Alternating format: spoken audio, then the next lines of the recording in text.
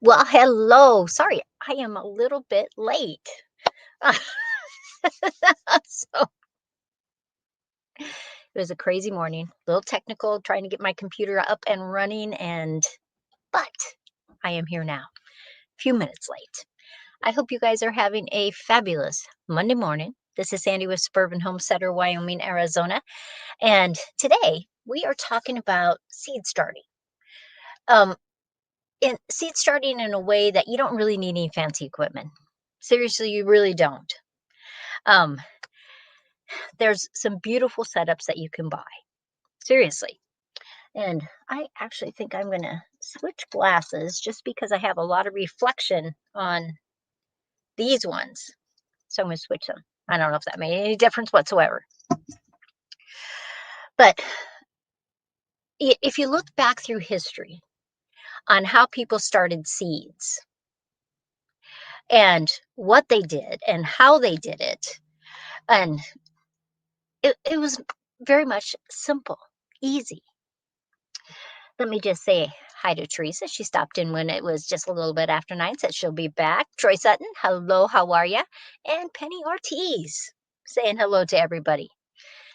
I hope all of you are having a wonderful morning. When when you look at seed starting, it's not rocket science. And when you start to Google, they will have all these different things of um, you have to have this kind of seed mixture. You have to have this kind of seed mixture. Don't do this. Have non-organic, have organic, um, have completely void of any kind of nutrients at first. What are you really supposed to do when it comes to seed starting? So let's just break it down. This month of March is really just getting back to the basics when it comes to your gardens. It's the first week in March.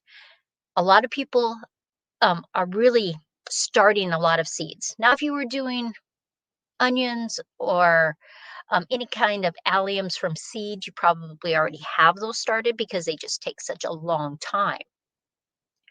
But for the most part, you're really set. You can be doing your brassicas, your cabbages, your broccolis, your cauliflowers, kohlrabis, anything like that. Um, by the end of March, back in Wyoming, people are doing their tomatoes, peppers, things like that. But what do you really do when you want to just start seeds? Now, before we had big box stores, before we had um, a bag of seed starting mix every place you look, what did people do? Because a lot of times people say, don't use your garden soil. If you're going to use your garden soil, make sure you put it in the oven and cook it for a while. Do you really need to do that? It's questionable to me. Um, because maybe you're killing some bad stuff, but you're killing every good thing in there too. And so I think maybe there's a balance. Do you have to have a fancy setup? Or can you just use cups and containers that you've saved all winter long? Or egg cartons? In the chat, tell me how you do your seed starting. Are you buying a product or are you actually just using things around your kitchen, around your shed? Do you save all those plant pots that when you've got things at the nurseries and you're starting them? For me, Um, I have done it many different ways. I have started seeds in perlite and vermiculite. I have started seeds um, i- in my hydroponics. I've started seeds with soilless seed starting mix. I've started them with potting soil. I've started them with potting soil and a combination with compost. And I've started them with dirt because you can do seed starting a lot of different ways. It is not rocket science. It's a miracle, but it is not rocket science. And I think sometimes, especially a new gardener, all of a sudden they're Googling and all these people are yelling, screaming, do this, don't do that. You won't have success if you do this. Things like that. Now, I'm going to talk about my actual setup, because I've had a lot of experience with the way I do things. Teresa says, just use what you have and see what works. These are true. Um, for the most part, I just have some shelves downstairs and in my house in Wyoming. And I use shop lights. I don't use grow lights. I don't I just use a regular cheap shop light. I put a warm bulb and a cool bulb in there. Because when you buy them at the store, it will tell you a cool bulb or a warm bulb. Just because I think it's a good combination. One of them is more for when the plant is growing, one of them's more for flowering. But sometimes by the time I set things out, they're setting buds on there. So if I just started from the beginning, it works just perfect. Teresa has been a member for 38 months. That is amazing. Thank you so much. I just so appreciate that. Um, and then, I mean, I use what I have. I have a lot of trays. Like when I go to the nursery, if I'm buying a whole bunch of plants, I'm not necessarily using just those cardboard boxes. If there's a whole tray, I'm taking just taking the whole tray. Sometimes I switch in and out because I want that tray. A lot of times at a box store, they get all these things in trays. And a lot of times they'll just be stacked over in an area where it's employee stuff. And you can ask them, and a lot of times they'll just give them to you. You can buy trays in your in any box store that you can plant in. I have tried those little jiffy things that are circles with some success, especially the bigger ones, the tomato ones, but it is an expense. I mean, it's very convenient. Just soak them, they swell all up, put your seed in there. It's very easy, but it does cost you for that. Penny says, I am starting seeds in recycled clear plastic containers I got from my friends and neighbors. They are um, Kentucky Chicken, Costco. Oh, yeah. So when you buy things from the store, even you can buy things like grapes and different fruits and vegetables, and they come in these plastic containers. When you go out to dinner, you get plastic containers. Use those. Just look around on what you have, what your neighbors have. If you know somebody that has kids and they drink a lot of milk, they have plastic containers. You can cut those off and you can put the soil in there and start your seeds.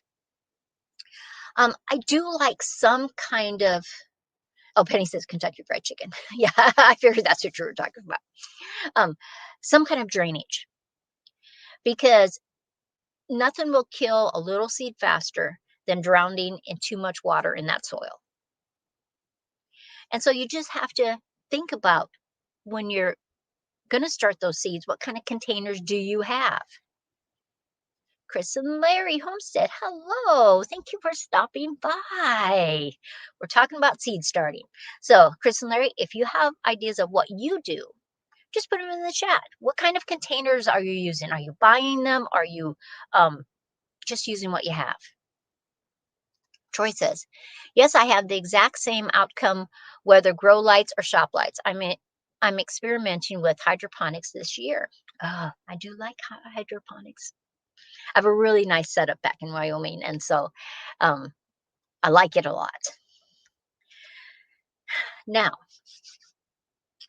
you have to have some kind of tray. You have to have something that, because one, it can drain. Two, you can water that tray and let the water go up instead of pouring water onto those tiny little seeds or those little tiny sprouts, because that can be hard on them. I do have this one setup that I got gifted from a company, and they have the plastic with the cells, but in the center where there would be a cell, because it goes around, there's 9 spaces. They have the plastic lid, and you just pour the water in this indentation on the lid, and it just drips down, and the little channels go to each one. That's pretty clever, but it's something I have to buy if I want more of them. So I have used styrofoam cups. I've used plastic cups. I've used yogurt containers. Just any kind of container I get. If we go to out to eat and we have a container, I'm saving it because I don't really want to have to buy things. And if I just throw it away, it just goes in the landfill, and that's not helping anybody. But if I can reuse it and reuse it and reuse it, it's it's easy and it's fast, and I don't even have to think about it. Because like a container like that, or when Penny's getting it, containers from Kentucky Fried Chicken, they have lids on them. So you can get that greenhouse effect. For the most part, what do I do for soil? One, um, maybe controversial. I never use Miracle Grow anymore. I haven't used Miracle Grow anything for probably, I don't know, 5 years, 10 years. It used to be really good. And then I found they were getting more and more um, woody particles in there, which I don't mind some, but I don't want a whole bunch. And then I found that when I used that soil, there was gnats everywhere. And if I used other soil, I didn't have gnats. And so I just thought, I'm just not going to use it. Um, I like to use just a potting soil, or actually, I've even bought some of their garden soil and done it. And it's by a company called Kellogg. It's family owned. It You can get them like at Home Depot. It's usually yellow bags, red lettering, and it's called Kellogg. It's easy to remember because it's like cereal. But I've just found it to be really good. Um, Not that I haven't tried all the other soilless um, bags that it doesn't have any nutrients at first, and then once it gets the true leaves, you're adding nutrients, because a seed has all the nutrients it needs until it gets to the true leaf stored inside that seed. It doesn't really need you to help it other than to keep that soil moist. And then you can just after it gets to what they call true leaves, the regular leaves that look like a leaf of that plant, then you have to give it some nutrients before you set it out. Because some things you start very early on, and so it will need nutrients. If it's something that you're just, it's ready and you're basically putting it in the ground pretty soon, you probably can get away with a week or so without putting nutrients. But why not help it along? Now, one of the other things I do, and maybe you guys in the chat can talk about this too. I put a fan on by my seeds, and so when those plants are growing up, they're always getting what wind inside my house because the fan is always moving it. It helps with that white moldish stuff that you can get on the top of the soil sometimes. Just scrape that off if you get it. It's not going to hurt the plant. And it keeps that very top layer of that soil a little drier where it's more moist down below. And I like that. Chris and Larry have a press and they make seed squares. I have a press too. I love that. You get your soil medium damp, not dripping wet, and you just can stick that in there and you pick it up and then you move it over and put it in the tray and use your little lever and those little squares pop out. They're very convenient. And then you're not even using plastic other than whatever tray you're using. I do like those. Ruby Warrior, hello, says, I'm going to try grow lights on my seedlings this year. And Ruby, if you just popped in, we were talking about that a little bit earlier. Like, I just buy shop lights. I don't buy a grow light. And so I just use a warm and a cool in the bulbs. Teresa says, it helps plant growth. Yes, the light helps the plant growth. And once those true leaves are on, if you give it a little nutrient, it will really help it. I kind of like a liquid fish emulsion or some kind of liquid that I'm just diluting. And then I put it with the water in the tray. And then the plant will just soak it up. Troy says, my landlord owns a commercial greenhouse. He gives me all my potting soil I need. Well, as long as I pay him rent on time. That's right, Troy. You better be paying your rent on time.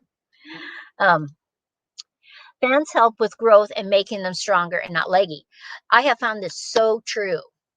Um, and because if they don't have any of that, and then all of a sudden you're putting them out in your garden, and many places around the country, it's windy, and it can just really be such a stress on them when they're not used to any kind of movement.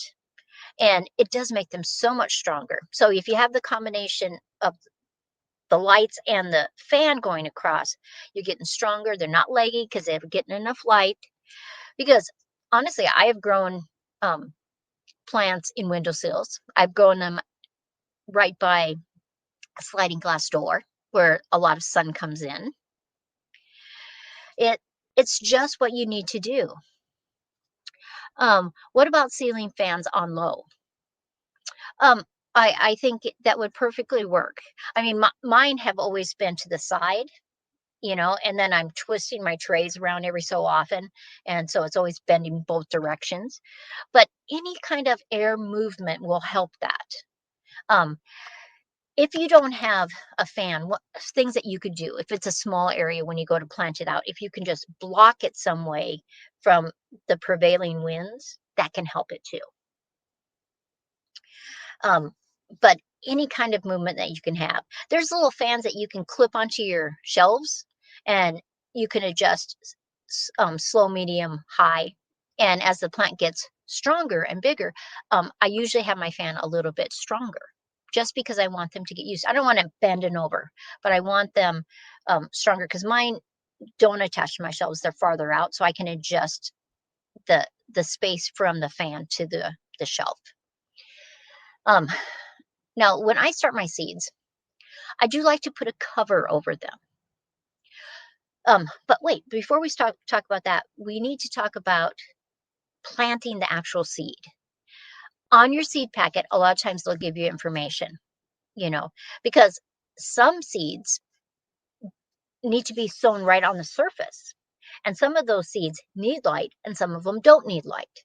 So if it's a seed that doesn't need light, but it needs to be on the surface, I will just put a cover. If I got a dome, I'm covering that. Or sometimes I'll just put a piece of paper over top of it. And when they start to start to grow, I just take that paper, or you could use cardboard and just remove that. Um, you need to, depending on the size of your seed, because some of them are very tiny.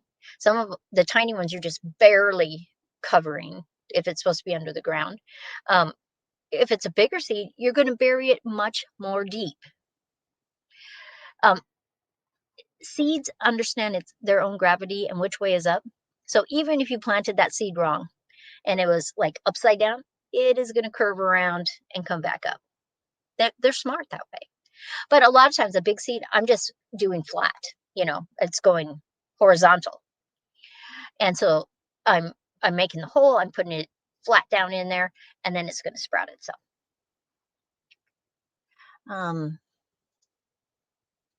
Penny says, I have used a store-bought fertilizer or potting soils in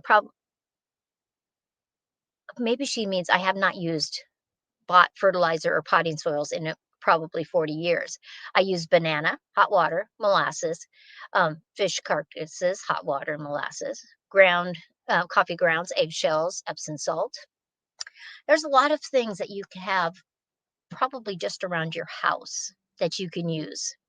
Um, a few summers, I had friends that were fishermen, and they would drop off fish guts and heads and tails for me, and I would bury them by my fruit trees. Sometimes I'd make this concoction.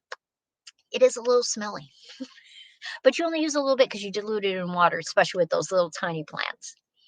But burying, especially fish carcasses by your fruit trees or um, in spaces in your garden, they biodegrade. They're great for your garden.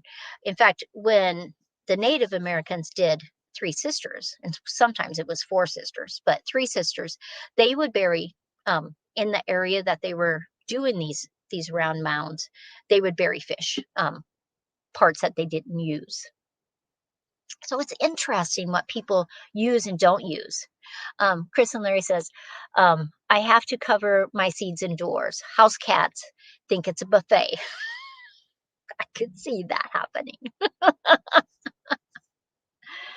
And it just, when you cover them, I mean, sometimes I've had a container and I didn't have um, like a plastic lid for it, something that would cover it or a dome. And I've used saran wrap before. I've put some chopsticks actually into the container. A lot of times it's like cottage cheese container, and I'll put those in and I'll just cover it with plastic. Or if I have some kind of clear plastic bag, I'll put it over it or just set the whole thing in it and then tie the top, just so it gets that greenhouse effect so that it has a lot of moisture, the soil's not drying out. It's really conducive to your seed wanting to live. If you're going to be gone, you just really got to find somebody that can do that for you, that can water those seedlings, because they just can't stand to be dried out. And you want that soil always moist but not soggy. And Ann Dale is here. Good morning, young lady. I hope Worth is feeling well and he had a good weekend. And it's exciting when you start growing seeds. I just love it. But look on your seed packet. Some seeds are better off starting in the soil. And you have to know if that soil needs to be a certain temperature, because some seeds, the soil needs to be over 55 degrees, or the seed just sits there. And if it gets too much rain in the springtime, that seed will usually rot and never produce anything. Penny says, I have terrible luck with plastics wrap over my seeds. Interesting. Yeah, maybe air is getting into it and it's drying out more than it should. But there's a lot of things that you can use. Plastic bags will work, just fabulous. Anne says, he is better. Thank you. Good. Oh, good. Everybody's saying hi to Anne. Anne and I are peas in a pod. We always say that. So you have your soil, you have your container, you have your soil. The soil's moist. You plant your seed. Then you have to wait. Now, some seeds I can soak overnight before I plant them, and they will sprout faster. But you just have to look at your seeds and see if that's a recommendation for it. But a lot of seeds, I do that, and then it sprouts faster. Like some seeds don't like to be transplanted. And so you're better off waiting and putting that in your actual garden. And just a little bit of research can really help you with that. And a lot of times on your seed packet, it will tell you plant when soil is 55 degrees or above. Plant indoors 3 weeks before. And there's tons of charts that you can just look on Google. And I use a program that's called Seed Time. And they have a free version and a paid version. And it will give you all kinds of information about those seeds and the spacing of seeds. Now, down here in Arizona, I planted all my tomatoes way too close. And I know better than to plant them that close together. But it was just like, I brought them down from, I started them in a seed snail, and I had all these tomatoes, and I had put some at my mom and dad's house, and I still had tomatoes. So I put them too close. And they're just like these massive monsters in my gardens. And the ones in the raised beds are toppled over and sprawling out all over the gravel. And the ones in the back, I can't hardly even get through. They're just too tight. And so once those little seeds that you have started get to a certain height, and the temperature outside and the soil is okay, you can plant them out.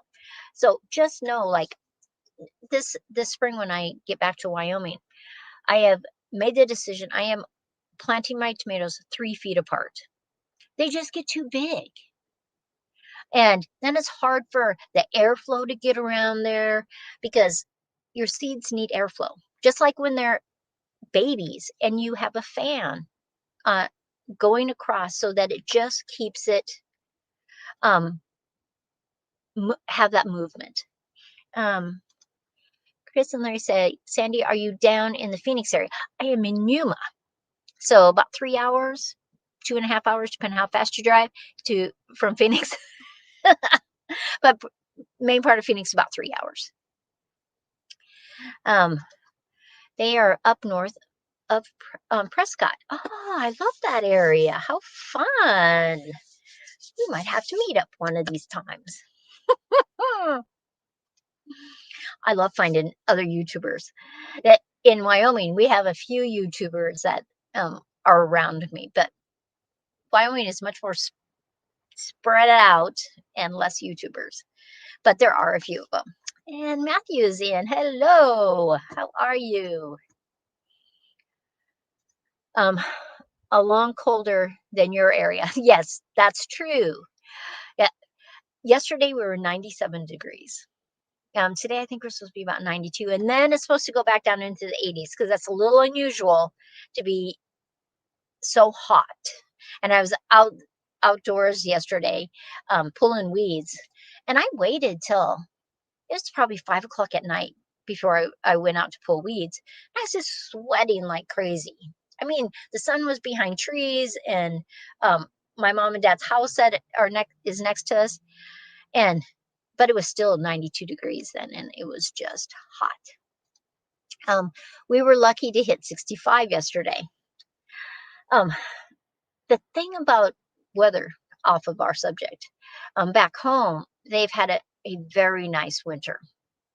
But that is not a very nice winter for fruit trees because it's been going up 50s, 60s, a couple days of 70s, and then it's back down below zero. It's hard, hard, hard. Ruby says, here in PA, we're supposed to get snow ice tonight. Oh, be careful.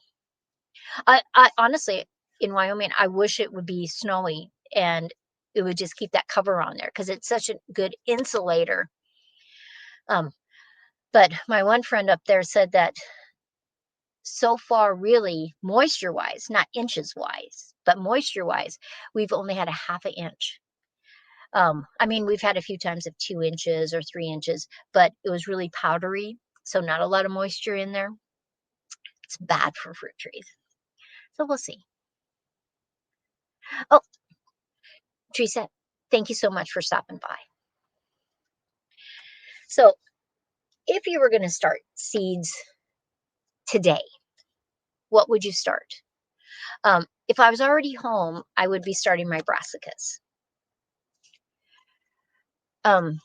Is it too early to start adding soil amendments? It is not too early, but what I usually do is I like to just put them on top. You know, a lot of people want to till and add their amendments all in there. For me, I always think that you should just add them on top and then let nature help you. Like you're going to get snow and ice. So if you can spread that this week before the snow and ice hits, you know, sometime this afternoon, if it works, then it's going to hold it down. And then when it starts to melt, all that goodness, it's like percolating tea, and it's all going to go down into your soil. So that's just my suggestion. That's what I do. I don't hardly ever till anyway. If it's a new plot, I would, or some places had just got really hard, you know, I might, you know, I have a little tiller too. We don't have our big tiller anymore. We sold it because I just didn't use it. But every once that little tiller, you know, a little bit. LG Homestead, hello, how are you? I've been adding rice water and a mix of yeast, water, and molasses. Exactly. Oh, I love rice water. And rice water is something I can add with my seedlings too. And I always want them in a tray. Oh, one of the other things I use on certain ones, I don't use it on all my seeds that I plant, is a heating pad. Because a lot of them, if they can be a little bit warmer, they'll sprout faster and they'll grow faster. And so, after they get past their true leaves, most of the time, I don't, my basement is um, warm enough that I don't have to have the heating pad underneath those seedlings. But I have seen that it has really helped. And rice water is just an amazing thing, because sometimes you find this bag of rice in the back of your cupboard, and rice doesn't cost very much anyway. And I can soak it, and oh, the goodness of it is just amazing. I make banana water with the peels, and that's a great fertilizer. I usually add, you could add molasses, or sometimes I'll add dark brown sugar, and I make a mixture, and then I dilute it and add it to my plants, and they love it. Ruby says, I cover my raised beds with leaves and tack down burlap. That way I can just pour it right through the burlap. Great idea. Seriously, a great idea, because then it's protecting. You don't have any cats or animals or anything that are getting in your raised beds. When we leave Arizona to go back to Wyoming each year, I cover all my raised beds because I don't want the cats thinking it's a cat litter box. And it just holds everything down in there. And I just think it works perfect. Troy says, when I plant in bales of straw, I always fertilize the month before to help with the breakdown of the straw. Troy, I have tried doing the straw bale, doing it in there, but Wyoming is so dry. And I've done the whole process of getting the bales ready, and it's not like they don't grow, but I think it's because my straw just keeps drying out so much because we're so dry and we have a lot of winds. Maybe I should try it again and put it in a little more protected area, so the winds aren't drying it out so much. And maybe that would solve my problem, because I like that whole idea of doing growing in the straw bale. And then eventually the straw bale is breaking down and you can use it in your garden or around your trees. And so you're not wasting any of it. And I like that. But I've seen some great videos and photographs. And in fact, I have a couple books at home about growing in straw bales, and I really, really like it. And it's just like amazing. But when you have, we've gone through the process, the seedlings are coming up. When they start to come up and they start putting your leaves on, you got to take that cover off.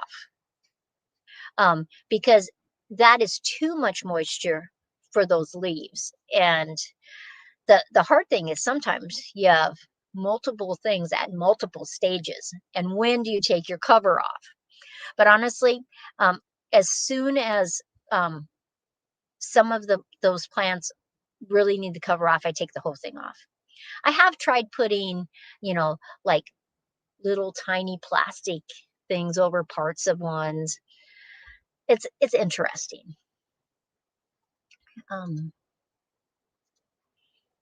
So LG Homestead says, uh, what all can you grow in straw bales? Oh my gosh, you can grow anything you wanted.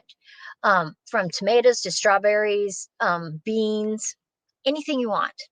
It's really interesting, the whole process of it. And usually the libraries have some really good books on there. You could always Google it too, talk to other people that have done that. Troy said it works great for him. And in West Virginia, it works really good. Penny says, Sandy, is rice fertilizer good for any kind of plant, such as flowers, vegetables, and herbs? I put it on everything. And I think it's really just a great shot in the arm. And, some people soak it for just part of the day. I've soaked it so that rice is just inflated itself. And then I just strain it off, and I put that water. Sometimes, depending on the plant, the size of the plant, I'll dilute it. but it has worked really good, especially really good on tomato plants. But I've put it on all of them, Penny. So it really, um, because you can get a great big bag of rice for not a lot of money. Sometimes I have to tell you this honestly. Sometimes I will soak it, right? Then I'll take that rice out. I'll just do like in a half-gallon mason jar, and I'll take that rice out and I'll cook it. I'll rinse it a couple times and then I'll cook it. And so I get the rice water for my garden and I get rice for me to eat. So um, it sent my Thanksgiving cactus back into bloom. See, I haven't put it on a Thanksgiving cactus before. That's interesting. I'm going to have to try that. Cool.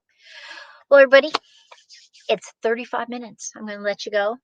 Got to finish up a few things with my art group and got my kiln going. I got to go pick some tomatoes. I'm going to check my onions and how big they actually are in the ground now. And so I'm totally excited I'm actually really excited about going home to Wyoming. We go home in about 5.5 weeks. And so I have been collecting seeds. Like, these are seeds of my castor beans. You can't eat any of this, but it makes the most beautiful plant with purple leaves. I grew pumpkins, and so I saved pumpkin seeds out. It made the best pumpkin pie stuff. Oh, it was so good. I just thought it was fantastic. So any of you guys that are in the chat, make sure you give me a thumbs up. And if you are watching this on the replay, give me a thumbs up, give me a comment, tell me how you're starting your seeds. And I just appreciate it. Now, on Thursday night, for the whole month of March, I am taking a different vegetable each week. And we are just going to dive deep into varieties, zones that they grow, things to do with those vegetables. So this Thursday, everything about lettuce. So it should be a great little talk. 5 o'clock Mountain Standard Time. And I will see you next time. Thanks, everyone. I so appreciate you coming in.